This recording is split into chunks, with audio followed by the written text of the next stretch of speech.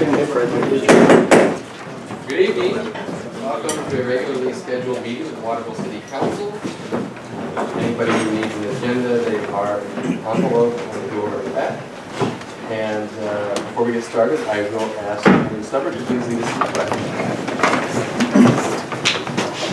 I pledge allegiance to the flag of the United States of America and to the republic for which it stands, one nation, under God, indivisible, with liberty and justice for all. Thank you. First up is community notes. Community notes is a time where if there's anybody that has something they would like to say, talk about, tell us about, that's not on the agenda, and not scheduled to be discussed tonight, now would be the time to do it. If you would like to do that, please just come up to the podium and let us know who you are and what it is you have to say. Is there anybody for community notes? Councilor. Yes, I do have a community note that Thursday at Notre Dame Church in Waterville, the Mount Mary State Academy, we have a Christmas concert. It does start at 6 o'clock, and I would hope all of you attend. Thank you. Anybody else? Councilor Mayhew. Yeah, I'd like to address the council on the recently defeated vacant building ordinance back on November 17th. This is the same ordinance unanimously passed in its first reading on November 3rd, following similar discussions as we did on the 17th. I am profoundly disappointed in the fact that this carefully prepared and comprehensive ordinance was led to its end following speculation on inadequate staffing and the state law supposedly covering which is now at epidemic levels foreclosed properties and buildings. In discussions we had with Waterville Code Enforcement Officer Garth Collins, he acknowledged that the ordinance was a very good ordinance and that it had criteria in it that would help his office while also acknowledging the need for more personnel. I want everybody to know his acknowledgement, though, first and foremost, of this ordinance. Staffing is a secondary concern. Being non-proactive and being comfortable with the status quo is not. Adding an additional weapon to this office would still be a positive step in the right direction. In my time out in my neighborhoods, my constituents approve of such an ordinance. In discussion with residents in other wards in the city, they approve of such an ordinance because the blights these buildings represent are attractions for arson, criminal mischief, drug activity, occult activity, and prostitution that lead to life endangerment and neglect that result in the deformation of our neighborhoods. Most importantly, those just described are potential hazards for public safety officials that are forced to make entry into in times of trouble. Heaven forbid, should such an official make entry when something of an injury or worse happen. These buildings and their properties negate the appraised value of a neighborhood, morale of the neighborhood, and the natural beauty of the neighborhood. As councilors, aren't we supposed to be the advocates and protectorates of our known neighborhoods? If so, how can we ignore this? In closing, the Waterville Fire Department supports this. Police officers support this. Businesses, constituents support this. State law is broad and non-specific in regards to foreclosed properties and buildings, which is why the cities of Augusta and Winslow recently passed their own local ordinances. Thank you very much. Is there anybody else for community notes? I just want to thank Waterville Main Street and all the businesses and volunteers who put on a fabulous parade the day after Thanksgiving in Waterville and to bring in Santa. And it was such a beautiful community event. I think it was the most attended in a couple of years, due to the weather. And it was just a really, really neat event. And I know it's a great tradition for Waterville. So thank you to everyone involved. Anybody else for community notes? Next up, we'll have the approval of the consent agenda. Can I get a motion for the approval of the consent agenda? So moved. Second. All those in favor? And now, Mike, I'll let you introduce the review of the audit. With your agenda package that went out last Friday, you all got a copy of the audit. With us tonight is Eric Neto from Nicholson, Michaud and Company. He'll present handout, which you all have in front of you now. And we're fortunate to have Eric and to be with Nicholson Michaud, because Eric, for many years, was with Mac Page, and Mac Page did our audit for a number of years, up until this past year. So this is our first time around, his first time around, but I think you'll be pleased with what you hear as he goes through the outline. Eric. Thanks, Mike. Good evening, guys. Thanks for having us tonight. As Mike mentioned, our presentation might be a little bit different than what you're used to.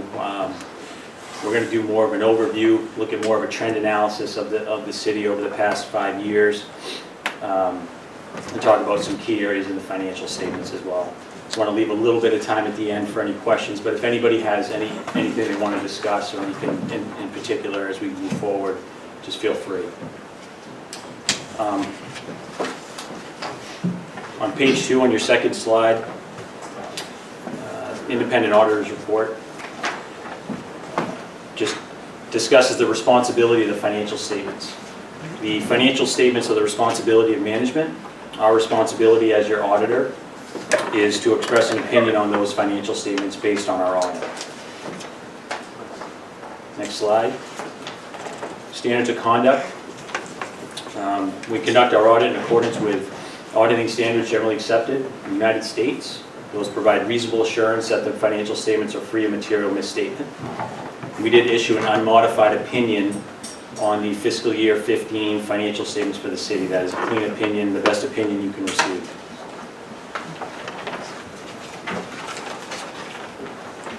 Next slide, financial statement presentation.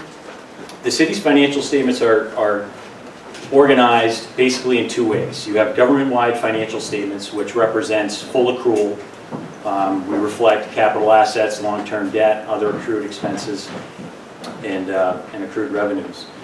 We also report fund financial statements, which is more of a current financial resources perspective, a short-run perspective. We're not accruing long-term liabilities.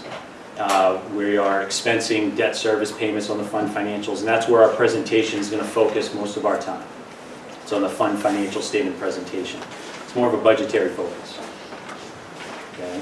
Within your audited financial statements, the government-wide financial statements you'll find on pages 9 and 10.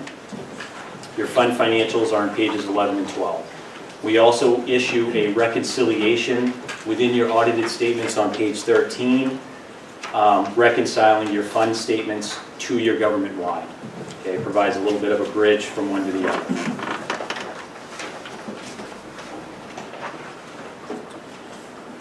Next slide kind of starts our focus on some key areas within your financial statements.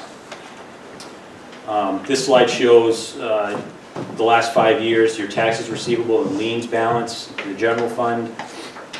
You can see that in fiscal year 15 we were down slightly compared to prior year, but overall we were about 1.525, which is fairly consistent with where we are as an average over the past 5 years.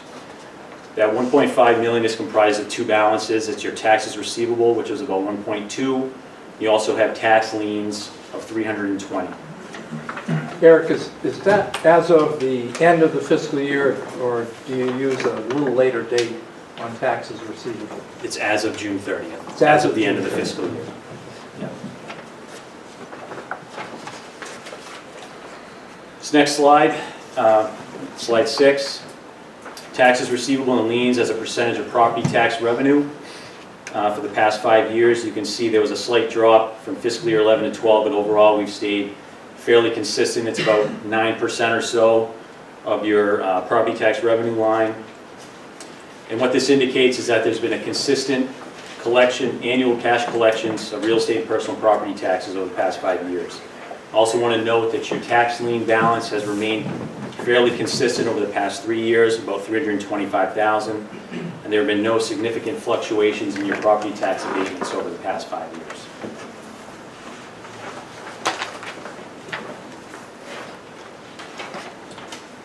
Slide 7, property tax collection rate. This represents the portion of your tax levy that's been collected in the current fiscal year. Okay? At the end of fiscal year, for fiscal year 15, your collection rate was almost 93%. And you can see that percentage has been fairly consistent over the past 5 years as well. Additional information related to your tax levy can be found on page 28, footnote 4 to your financial statements. When we had our last bond issue, one of the things that the bonding agency looked at was this number here, our collection rate. And I know in the rating that they gave us, I think they quoted 92% as being kind of a rule of thumb that communities should be at for collection. So we are above that, and it was noted in our last rating what we got from Standard & Poor's. Yeah. On slide 8, property tax rates. This is just an illustration of your property tax rates over the past 5 years. There was no change. There was no Last change. year, right? That's it. That's the one. There were no changes from fiscal year 14 to fiscal year 15. Obviously, as the councils are aware, the budget adopted for 2015-16 did incorporate a 50-cent increase in the mill rate up to 27.9 mils.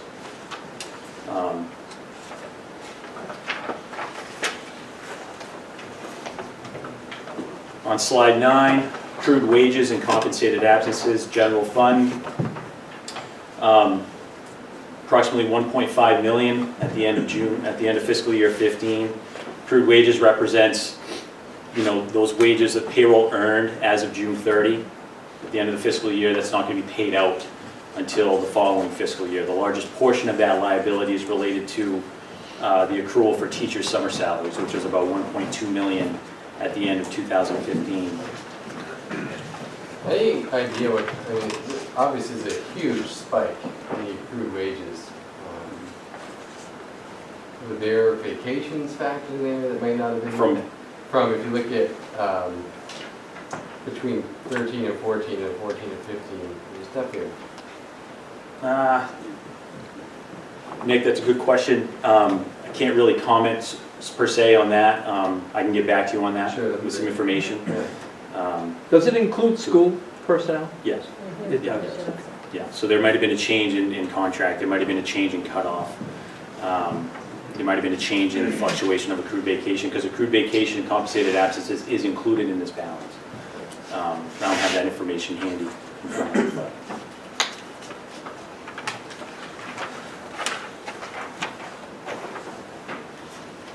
Page 10, slide 10, unavailable revenue. This is a balance that we report in the fund financial statements for the general fund, and it's about $700,000 at the end of 2015, fiscal year 15. What this represents is revenue that's unavailable. We refer to it as a deferred inflow, and it represents the portion of property taxes receivable that we haven't collected within 60 days after year end. That's the cutoff point that the Government Accounting Standards Board dictates that we would recognize that revenue. It's really just it's a timing difference, right, as to when that becomes available resources. So we do reflect that as a deferred inflow of resources on your financials. I only showed 3 years on that because prior to fiscal year 13, the GASB didn't require us to report that as a deferred inflow of resources. It was just carried as unearned revenue on your balance sheet. Page 11, long-term debt levels. This shows the city's long-term debt levels over the past 5 years. There's more information on page 31 to your financial statements, footnote 8, related to long-term debt. At the end of fiscal year 15, we had approximately $25.6 million of outstanding long-term debt obligations. This outstanding balance is reported in the government-wide financials, okay? But I wanted to kind of illustrate this for you guys and make a couple comments here related to that.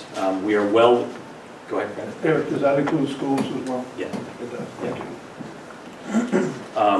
We are well within the state statutory limit for our long-term debt, general bond obligation balance. It is 15% of the state's valuation of the city, which at the end of fiscal year 15 was well over $100 million. That would have been your statutory limit, so well within that limit. You'll see a little later on, we have some slides associated that show the percentage of our debt service, how much of our debt service levels are compared to our total general fund expenditures. And I think you'll see, excuse me, when we get to that slide that we're well within a range that I would consider reasonable based on the size of the city and our debt levels at this point. 2015, we did issue $5.25 million of new general obligation bonds. And we also, within that same bond issue, we refunded previous bonds totaling $2.47 million. So those were retired and removed from the government-wide financial statements.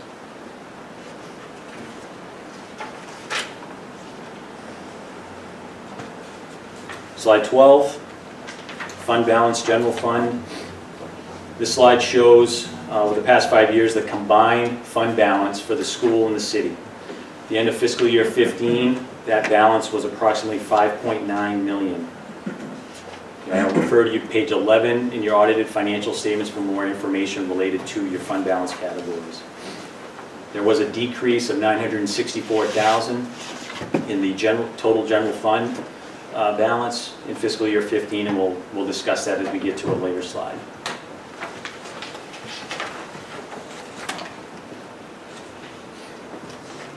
Page 13, unassigned fund balance, general fund city. At the end of fiscal year 15, the unassigned fund balance for the city was $4.4 million. Okay, a portion of the city's general fund balance that was assigned to the fiscal year 16 budget period was $904,000.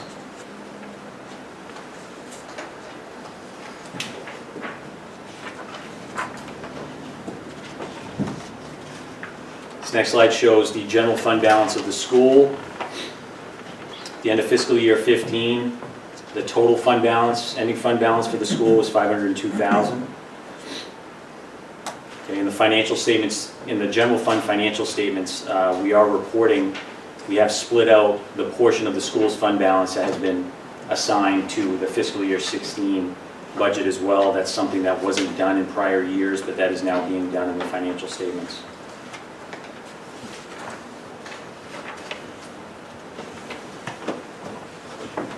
Slide 15 shows the fund balance policy calculation for the city over the past 5 years. The policy amounts in fiscal year 11 and 12 were 16%. The policy amounts from 13 through fiscal year 15 was 12%. The city was in compliance for all 5 years. That balance, we calculate that by taking your unassigned fund balance, dividing it by your budgeted general fund expenditures. So, we're still within that range, that policy range. We're still complying with the city policy.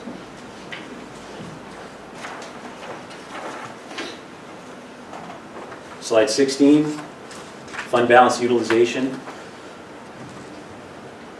This graph illustrates that over the past 4 years, the city has experienced favorable results when comparing the budgeted fund balance utilized to actual. Okay, so in fiscal year, for example, in fiscal year 15, the budgeted fund balance that was going to be utilized in this budget period was $1.75 million, combination city and school. The actual was $964,000. So that's the actual fund balance that we utilized in this budget period.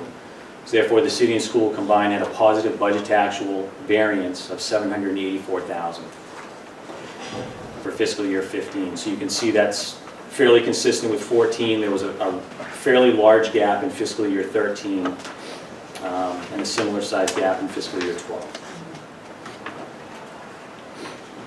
So I want to note too that the city reports budget to actual results on page 14 of the audited financial statements. Could I add something, Eric? Absolutely. So if you look at page 14 in the budget book, because I know Councilor O'Donnell's probably going to ask how can we miss it by so much in terms of budgeting that much fund balance and yet using so much less. If you look at on 14 the revenue block first and the last column on the right, you see for revenues we came in at $422,000 more than what we estimated. On the expenditures, the next block down, if you look at the bottom line under the expenditures, we came in 361 less than what we planned to spend. So adding those two numbers together gives you well over 700,000. So, I mean, that's certainly a good thing. And do we underestimate our revenues? I don't think we did. I just think that 422 extra we collected was something that we really couldn't. We talked about this today for quite a while. Did we miss something? Yeah, I mean, there's just, our taxes are a little bit higher than, I mean, there's always the overlay in there. Revenue sharing has been a little bit better than budget, and excise tax on vehicles has been positive. The overlay that's built into the budget when we adopt a mill rate oftentimes has a very big effect on that very top line, right, Chuck, the taxes line. Because if we have a big overlay and that's not used, that surplus from the overlay goes into that tax account. And in last year, we had well over 200,000. It was a big overlay last year, not near as much in this year's budget. Right.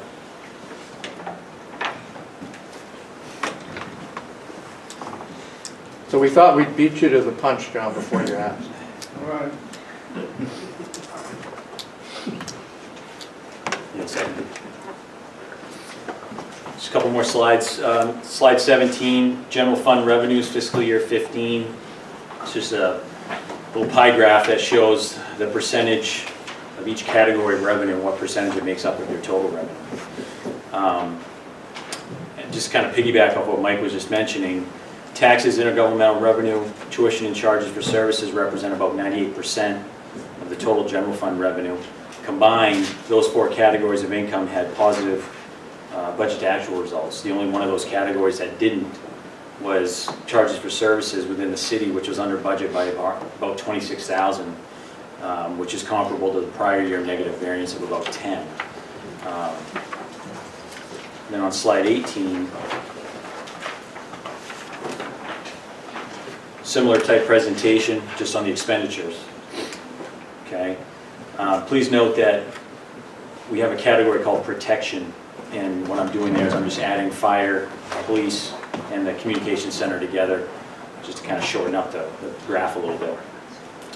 But your four largest categories of expenditures, education, public works, protection, represent approximately 84% of the total expenditures of the city, and all of those individual categories had positive budget to actual results for fiscal year 15. And as I mentioned earlier, I wanted to make one comment on your debt service percentage. So your debt service for fiscal year 15 as a percentage of your total general fund expenditures was about 4.19%. If you look at other municipalities, you'll see those percentages as low as 1% or as high as 13%. So it's really hard to say where you should be.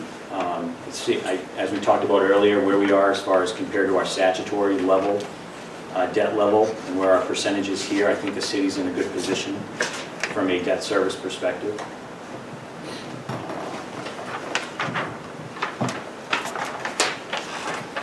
Slide 19. I know this focus has been more on the fund financial statement, but I do need to mention a new accounting pronouncement that was effective for this fiscal year. It did have an impact on the government-wide financial statements for the city. Under GASB 68, employers that participate in the Main State Retirement Plan are required to recognize what's referred to as a net pension liability, which is the unfunded portion of it's an unfunded pension obligation, basically. And each member, each employer is, the amount that they reflect is their proportionate share of that liability as determined by an actuary evaluation. At the end of fiscal year 15, the combined net pension liability for the PLD consolidated plan and the state employee teacher plan was 1.4 million. Okay, so that is reflected on the government-wide financial statements as required under GASB 68. Doesn't impact your fund financial statements. It doesn't impact your unassigned fund balance. So we We didn't have to make a large approval for them. Well, that is the accrual. Okay. Okay, and there are other, on your government-wide financial statements, you will also see deferred inflows and outflows related to the pension obligation, very complicated, standard. Footnote 10 in your financial statements, there's about 3 or 4 pages of disclosure related to this, describing it in more detail. And it is something that will be adjusted on an annual basis based on an actuary valuation that's done on the plan. So we take that information, accumulate the data necessary to reflect it properly in your financial statements. And this is something that will be on every municipal financial statement, every member of Main State Retirement, every municipality that's a member will have this on their financial statements at this point. So it was the first year it was effective. Last slide, just a couple housekeeping items here. We did perform an A133 audit of your federal programs. We audited the AIP program, the Airport Improvement Program, the CDBG grant, and school lunch. We had no internal control or compliance findings during our audit. We issued unmodified opinions over compliance. Okay? Audits went well.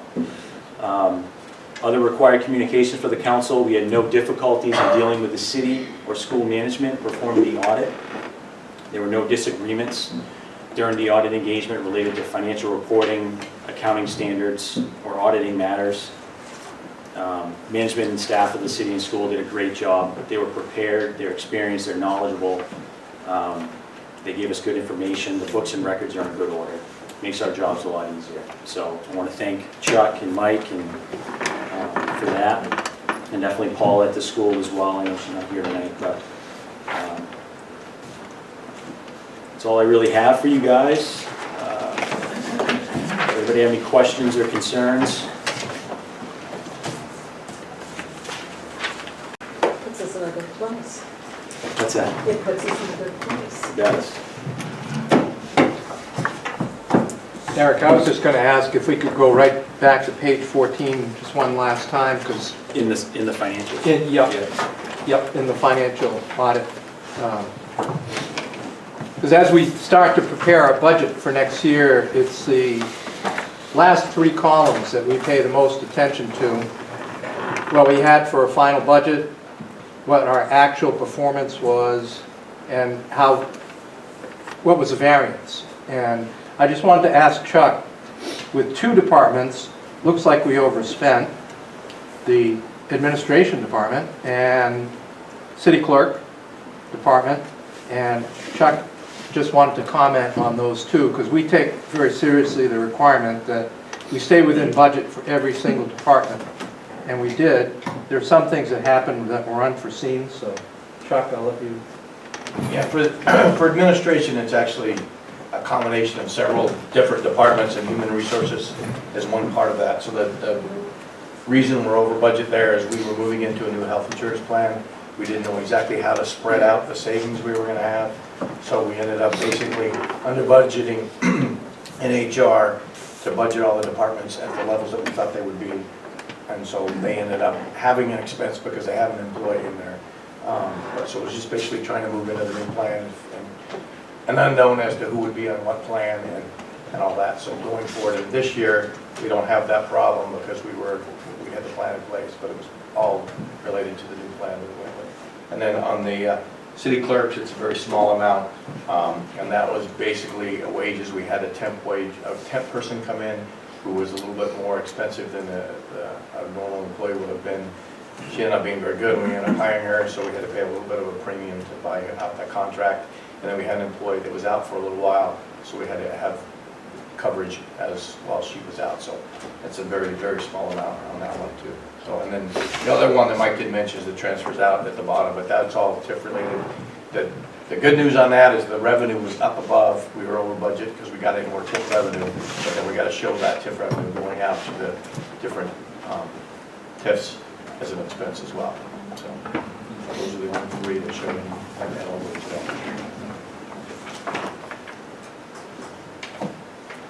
In the revenue block, where you see licenses and permits, where we were short $103,000, really basically was the decrease in permit fees from code enforcement.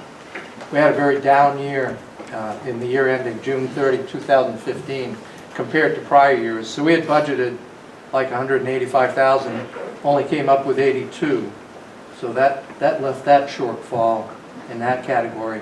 And the other one had a shortfall of 26,000. We're going to be looking more into that, making sure for next year we budget so that we don't, I'm not sure what the shortfall was there, but Do you think, Mike, that's because we had some real good years as far as building permits and quite a few? right, we had 1 or 2 years, I think we collected just around 200,000 total in permit fees. And I think we got a little carried away in our budgeting, maybe with hoping for the same kind. Yep. But hopefully with the news that we've heard over the last few months, we'll have more permit fees coming in. Well, I just wanted to, I mentioned this too before about, Public Works coming in at over budgeting, more than 70,000. Right. We had a hard winter last year, so, and we still over budgeted. And is that something that we can take into account when we do budgeting? Is it normal for us to over budget that much? I think we did pull back some of this. Oh, yeah. We did. We had our, I think we just had a little bit of it. Yeah, like, sure, we go, right. A little bit, so I just wanted to point that out, that even after a really, really rough winter, we still had a big over budget in Public Works. Well, I think Councilor We could get rid of these.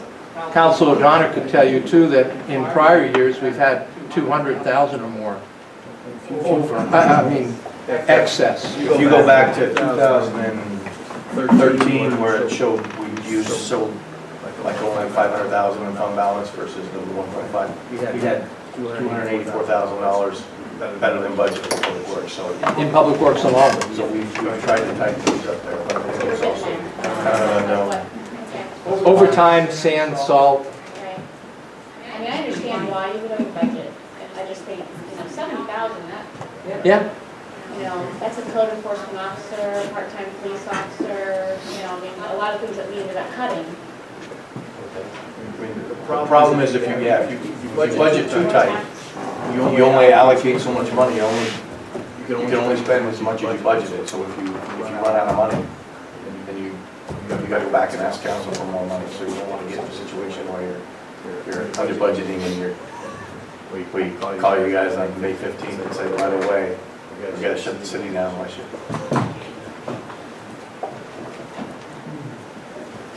Not that the U.S. government ever does anything.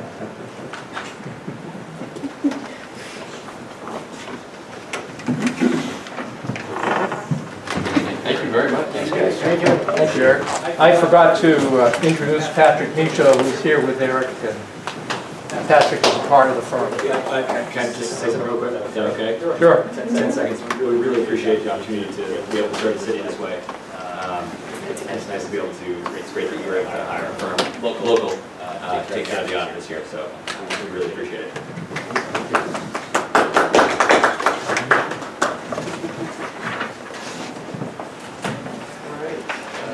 There is no unfinished business that I know of, so we're going to move on to new business.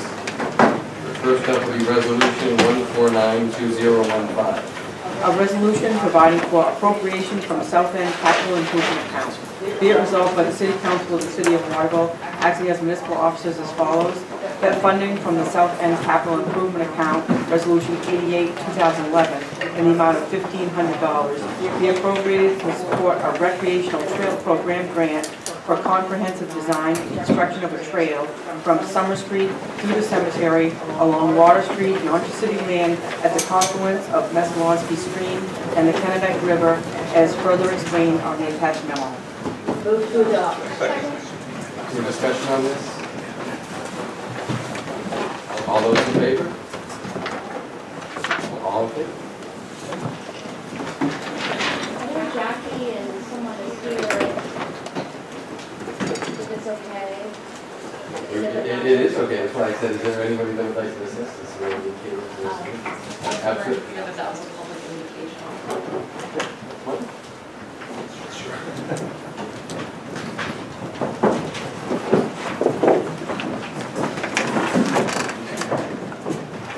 We've already taken a vote, so thank you for your support. My name is Rick McCarthy. I'm the president of Kennebec-Veselonsky Trails. You probably know it better as Peter Garrett's trail group. Peter wasn't able to be here tonight, so he asked me to step in. Since you voted so quickly, I assume you're familiar with the proposal, but the idea is to build the trail from Green Street down through the cemetery onto the city-owned land where the wastewater treatment center is, and then even past that. It's a great idea. KM Trails, my organization, has pledged $3,500 towards this. The proposal is to get an RTP grant of $35,000, and what you've just done is provide $1,500, which is the final match. But I'd like to hand this over just quickly to Jackie DuPont from the South End Neighborhood Association to talk about their support. Thanks, Rick, and also because we're both also on the Waterville Community Land Trust Board, and we were really excited when Peter came and talked to us this weekend about the grant and opportunity to really develop connecting the trails to the 40 miles of trail that already exist and bringing more activity down the south end, connecting to the Green Street Park. That's also having a lot of activity right now, and I know that the Neighborhood Association is excited to support this and help with the matching funds. That's part of the requirement of the grant. And the Land Trust, we also voted, and we are very in support of it. And in fact, I think a few of us, before the Land Trust even started, went to go kind of walk where the trail will be, and it's a nice actual area. If any of you get a chance, it's as you go down behind, it's basically go down to where the wastewater treatment plant is, but on the other side of the fence, you see that yellow gate. There's a nice trail that goes up there. And it's a beautiful spot just to go down, and even once it's developed, we might people can have picnics, and it is a chunk of land that people never see, and once it's developed, I mean, it's going to be a nice asset for the city. You can also check it out from the other side along the Thomas College trails. So thank you all again for your very quick support of this. I think we just wanted to, piggyback on. We're really enthusiastic about this project. Thanks. Well, thank you all. Thank you. Yeah, thank you.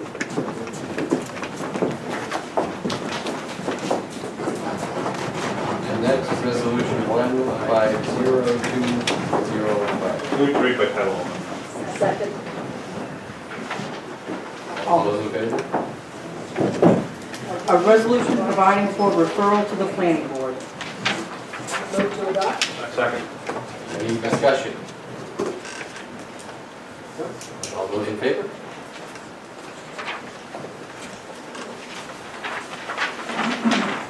Resolution 1512015. Move to read by title only.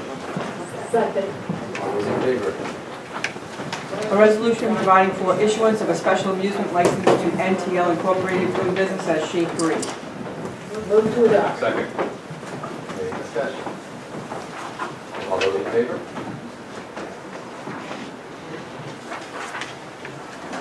Resolution 1522015. Move to read by title only. Second. All those in favor? A resolution providing for issuance of a second-hand dealer's license to Mark Gerard doing business as Pine Tree Cellular. Move to adopt. Second. Any discussion? All those in favor? Resolution 1532015. A resolution providing for approval of a lease provision for Black Bear Aviation. Be it resolved by the City Council of the City of Waterville, acting as municipal officers as follows, that the city manager be authorized to execute the attached revised lease for Black Bear Aviation to provide for additional office space for the company. Move to adopt. Second. Any discussion? If I may, like, do you want to mention the order?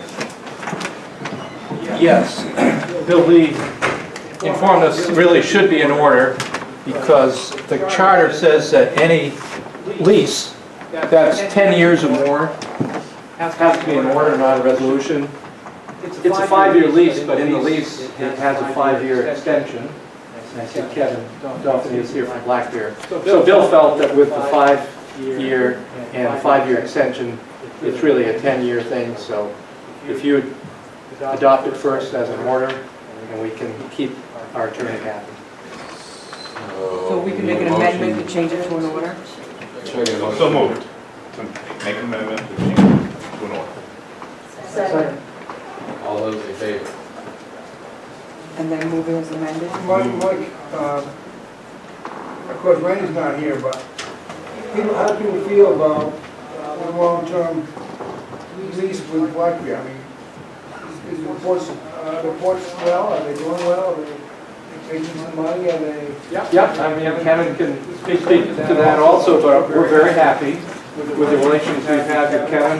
His business certainly shows that he's doing very well there, so the lease revision is about adding 2 additional rooms for him to use. Office space? Yep. Is it going to be office space primarily? It is, what we did is we bring it in as an interior shop now. So we'll be able to do, in addition to the rest of the overhaul that we do in the aircraft, we can do a complete custom interior now. And we're taking over that office space for the fabric. Are you strictly now at the Waterville Airport, or do you still have a location? No, we're at Waterville. And we had, at the beginning of the year, we had 3 employees. We have 7 now. And we're doing pretty good, you know? So. It's certainly a great thing for the airport to have someone that can fix planes. Oh, yeah, definitely. We're growing fast, and, you know, I just talked with Telford, everybody knows Telford, we talked to him, and we actually got some contracts through him for the upcoming year. So that's excellent. Yeah. That is very good. Have you got any jet? That's what we got. It's not a jet, it's a King Air. Turboprop? Yeah, and it's a caravan jet through Telford, and Garney Insurance.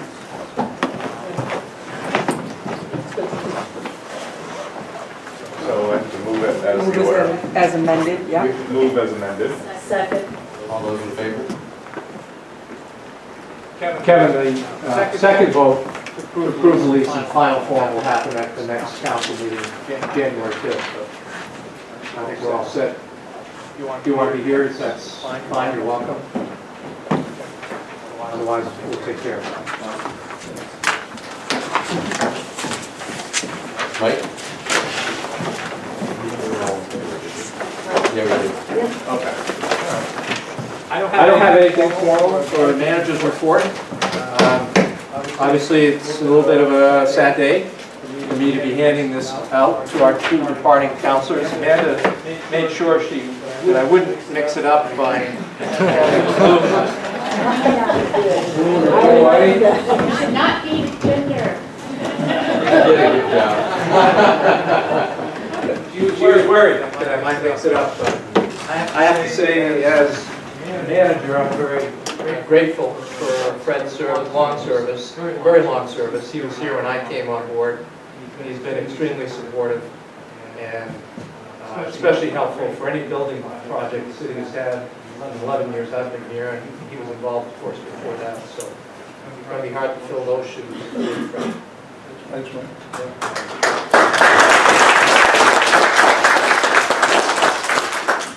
Karen certainly represented Ward 7 as well as anyone that I've seen here in my time. Don't question my mind that you cared very, very much about the people who live there and what goes on. You contacted us enough to prove that. I did evidently did represent them enough, so. You did, and that's part of your job description.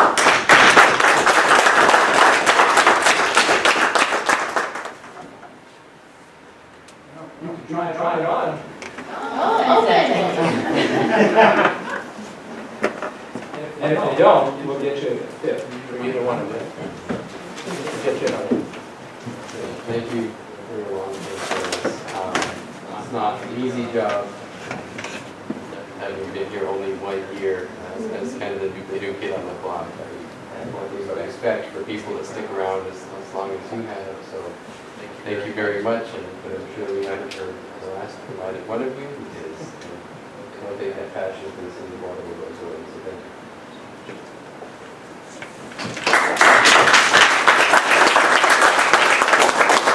Motion to adjourn. I got a large and it didn't fit me.